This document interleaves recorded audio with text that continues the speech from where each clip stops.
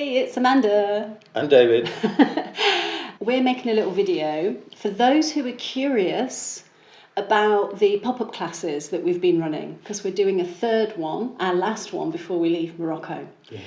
So what we thought, we'd take some snippets out of the last bunch to show you what we do. So the first thing happens on Mondays, and that's SomaDance.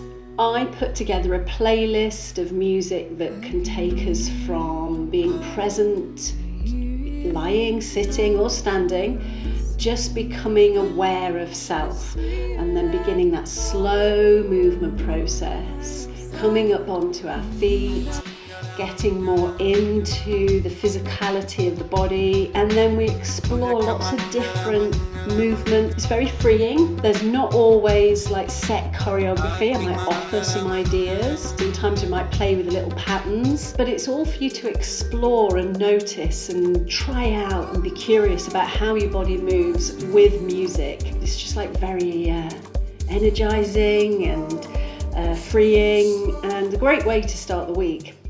Yeah, and then we do somatic yoga on Wednesday evenings. And this is very much yoga as an exploration, yoga as an inquiry, and yoga as play. So what I basically do is take a kind of simple, basic yoga asana and disassemble it and play with movements around it, almost as if you're moving towards the asana, and you're exploring little pieces of movement that might come together to make up a fuller posture or sequence of movements. It remains this great just exploration, just noticing, and it sometimes is towards the end of class where I go, oh, I know what this could be useful for. So that's really nice. Yeah, it's more yoga as a treasure hunt. And then we've been doing, on Friday mornings, we've been doing what we call developmental movement. And this is something that's come out of various things we've done in the past, different types of movement explorations. And what we're doing is we're looking at where does movement originate from? Where does it come from? Where does it begin in the body?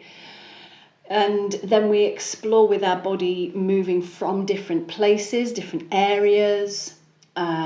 Basically, we're kind of on the floor in a resting position, and then slowly waking up the spine, coming up to kind of having a look around, noticing how we bring the spine upright eventually, and then how we start to take the feet onto the floor, how that feels, the billion different ways that we can move from one state to another. There's so many different configurations, and we might use furniture, and we might use all sorts of different things to support that, just like babies do in their exploration. And this, what I love about this is there's no right and wrong. There's nowhere that we're aiming towards, as in a particular posture or an asana or anything. But we're really, I just feel that we get really enveloped in this sense of self-movement, and all sorts of magical things can come out of it, and just this feeling of softness and ease and freedom in the body. So years ago, I trained as a civil engineer, and one of the things that I remember from that was there was a concept of underpinning. So if a building was slightly wonky, they would underpin it. They would put a support there, and then they would go underneath and take the foundations out and put new foundations in, so that the building was more solid, capable of supporting things. And so this is kind of a way of going in and changing the foundations of your own movement so that you can move in slightly different or very different ways afterwards. And it's good fun. Last time I taught it and David moved, so you'll see David here on the screen. But this next time David's teaching and I'm going to be taking his classes. So it's going to be a really cool exploration with little treasures of something in the middle of each class to expand movement possibilities. Good. So yeah, then Sunday mornings. Sunday mornings is what I call Pranaleela. So years ago, I trained in yoga, and it was mainly pranayama that I learned. So it was mainly the breathing aspect to it. And over the years, I've been really interested in breathing. I've explored various different aspects of breath, some breath work, some more yoga, and mainly somatics as well. So bringing those together, I started with Soma Breath years ago, and then gradually I've kind of grown in confidence. Soma Breathe. And then gradually I've grown in confidence to actually say, no, this is Pranaleela. So Pranaleela, Leela is play, whereas Pranayama, Yama is constraint and expansion.